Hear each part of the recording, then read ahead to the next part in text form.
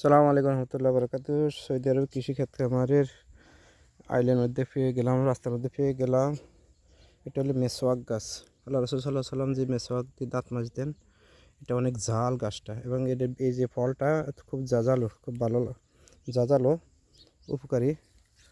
তো এসে সৌদি আরবের প্রাকৃতিক কৃষিক্ষেত খামার, একদম গ্রাম অঞ্চল। তো আমরা বিকালে ঘুরতে আসলাম। ওই যে ওটা চলে গেলাম আমরা থুইয়া, একদম রিয়াল সৌদি আরবে কৃষিক্ষেত খামার গ্রাম। এদিক দিয়ে আবার খেজুরের বাগান।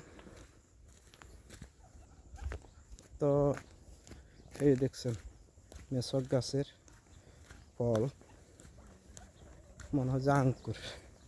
সুবহানাল্লাহ।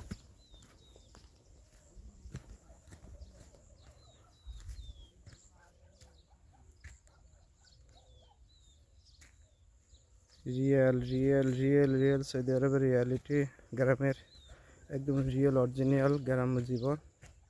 কৃষিক্ষেত খামার, এগুলো সমস্ত ছাগল ভেড়া দুম্বার খাবার আলাপ সমস্ত দেখে আসছে। আপনাদের ভিডিওগুলো আগে দেখাইছি।